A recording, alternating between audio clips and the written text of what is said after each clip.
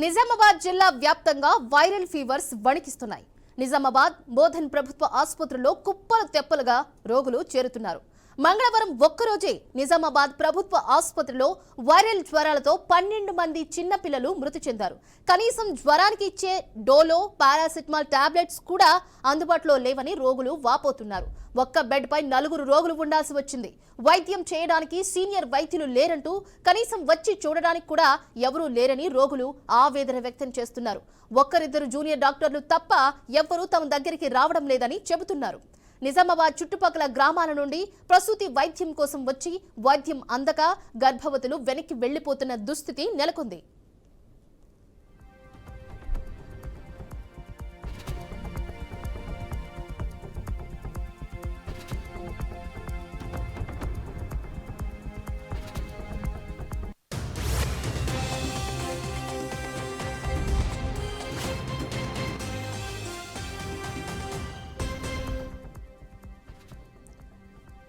నిజామాబాద్ జిల్లాలో viral fevers ప్రభావంపై మరింత సమాచారం మా ప్రతినిధి ధనుంజయ్ అందిస్తారు.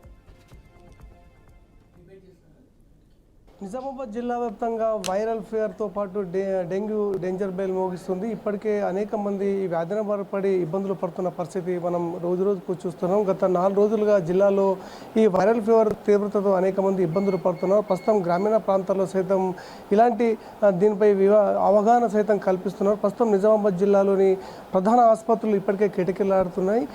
జిహెచ్ పరిధిలోని ఇక్కడ సూపరింటెండెంట్ ఉన్నారు, ఆమెతో మాట్లాడే ప్రయత్నం చేద్దాం. చెప్పండి మేడం, ఎందుకంటే ఈరోజు వైరల్ ఫీవర్తో చాలామంది ఎక్కువగా బాధపడుతున్నట్టు తెలుస్తుంది.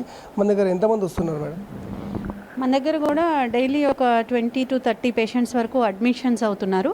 ఓపీ చూసుకున్నట్టయితే 100 నుంచి 200 వరకు ఫీవర్స్తోనే వస్తున్నారు. వచ్చిన వాళ్ళకి మనం పరీక్షలు చేపిస్తున్నాము. పరీక్షలు చేపించి వారిలో ఎవరికైనా పాజిటివ్ వచ్చినట్టయితే మేము అడ్మిషన్ వారికి సూచిస్తున్నాము. అలాగే ఒక్కొక్కసారి సిమ్టమ్స్ ఉండి పాజిటివ్ లేకపోయినా కానీ లక్షణాలు తీవ్రంగా ఉండన్నా కానీ అడ్మిట్ చేసుకుంటున్నాం. సో ప్రధానంగా చూస్తుంటే మేడం, ఇప్పుడు వైరల్ ఫీవర్ ఎక్కువగా వస్తున్న తరుణంలో ఇక్కడ మనకు ట్యాబ్లెట్ల కొరత ఉందని చెప్పేసి మనకు బయట ప్రచారం సైతం చేస్తున్నారు. ఎందుకంటే డోలోతో పాటు ఇక్కడ పారాసిటమాల్ ట్యాబ్లెట్స్ సైతం లేవని చెప్తున్నారు. దీన్ని ఎట్లా చూడవచ్చు మేడం? పారాసెటమాల్ ట్యాబ్లెట్స్ అనేవి ఉన్నాయండి. కాకపోతే వారు ఎలా అడుగుతున్నారంటే వచ్చిన ఒక్క పేషెంట్ మాకు 30 ట్యాబ్లెట్లు ఇవ్వండి, 40 ట్యాబ్లెట్లు ఇవ్వండి అని క్వాంటిటీ ఎక్కువ అడుగుతున్నారు. కానీ అంతగా కూడా పెయిన్ కిల్లర్స్ కానీ ఇట్లాంటి ట్యాబ్లెట్స్ కానీ జ్వరాలు ఎక్కువ వాడకూడదు.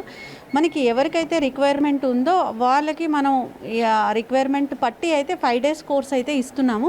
అంతకంటే ఎక్కువ అడిగినప్పుడు మటుకు మేము నో చెప్తున్నాము. ఎందుకు చెప్తున్నాము అంటే మనకు కూడా ఓపీ ఎక్కువ ఉంటుంది, పేషెంట్స్ ఎక్కువ ఉంటున్నారు.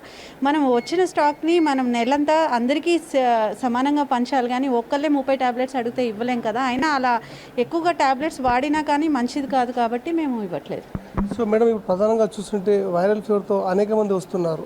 అందులో భాగంగా బెడ్ల కొరత ఉండడం వల్ల ఒక్కో బెడ్ పై సుమారు ఇదని పడుకోబెడుతున్నారని చెప్పేసి దృష్టికి వచ్చింది. దాని మీద ఏమంటారు మేడం? అదైతే మన హాస్పిటల్లో అయితే లేదండి, వేరే ఎక్కడైనా ఉండొచ్చు, మన దగ్గర లేదు. ఎందుకంటే మీరు చూసినట్టయితే మీరు ఫీవర్ వార్డ్లో మేము ఆల్మోస్ట్ 60 బెడ్స్తో 2 మెయిన్ ఫ్లోర్స్ వేరే వార్డ్స్ ఖాళీ చేపించి డైరెక్ట్ ఫీవర్ వార్డుకే మేము రెడీ చేసాము. సో ప్రతి ఒక్క పేషెంట్ ఆ బెడ్ మీద ఉంటున్నారు. And at any point of time మేము 60 బెడ్స్ ఫుల్ కాకుండా ఒక 10 to 15 బెడ్స్ అలా ఖాళీ ఉండేటట్టు కూడా చూసుకుంటున్నాం. మీరు అన్నట్టుగా మన దగ్గర ఒక బెడ్ మీద 2 పేషెంట్స్ పడుకునే అయితే మన దగ్గర అయితే లేదు. ఎక్కువగా చూస్తుంటే మేడం, సీనియర్ డాక్టర్లు రావడం లేదు, దాంతోపాటు ఎక్కువగా జూనియర్ డాక్టర్లకి ప్రిఫరెన్స్ ఇస్తున్నారని చెప్పేసి రోగుల నుంచి కూడా మనకు ప్రధానంగా ఫిర్యాదులు వస్తున్నాయి. దీని మీద మీరు ఎట్లా చూడొచ్చు మేడం?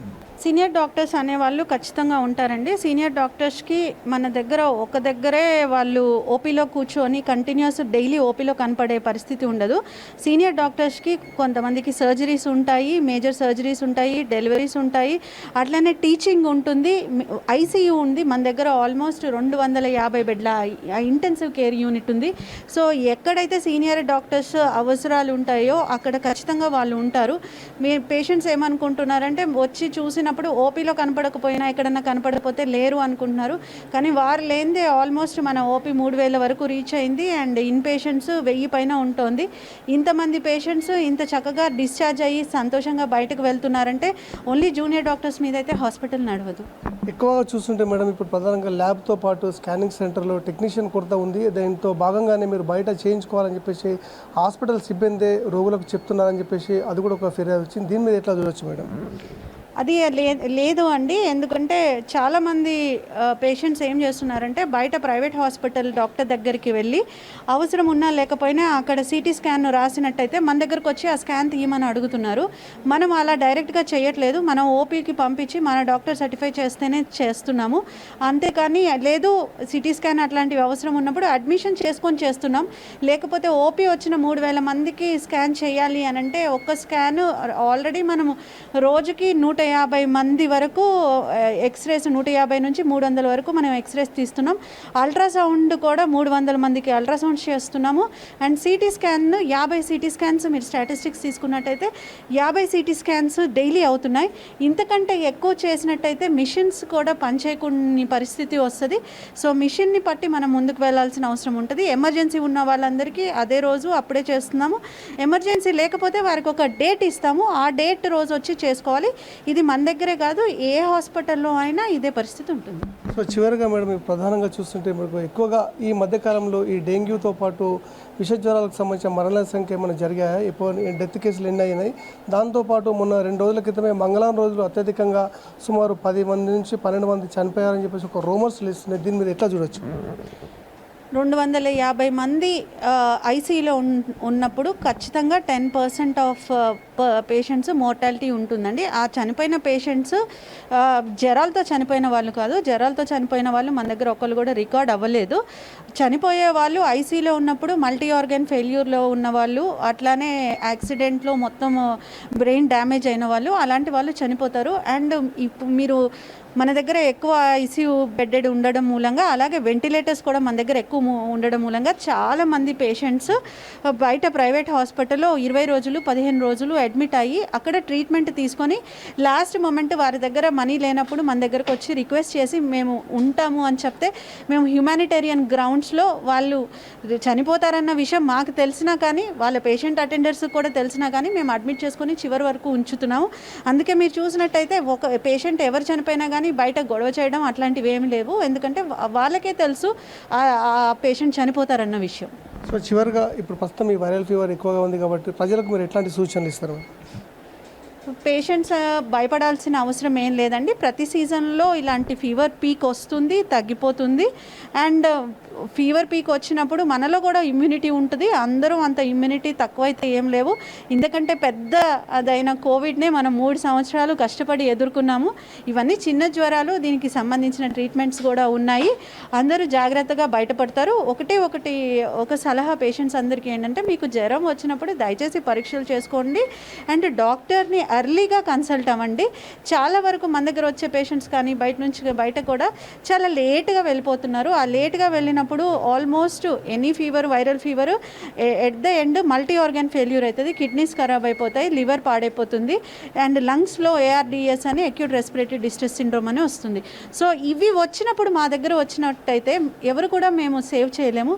అట్లా కాకుండా కొంచెం ఎర్లీగా ఉన్నప్పుడు, సిమ్టమ్స్ ఉన్నప్పుడు వచ్చినట్టయితే, లక్షణాలు స్వల్పంగా ఉన్నప్పుడు ట్రీట్మెంట్ కూడా బాగా పనిచేస్తుంది. మీరు కూడా జాగ్రత్తగా హ్యాపీగా ఇంటికి వెళ్ళొచ్చు.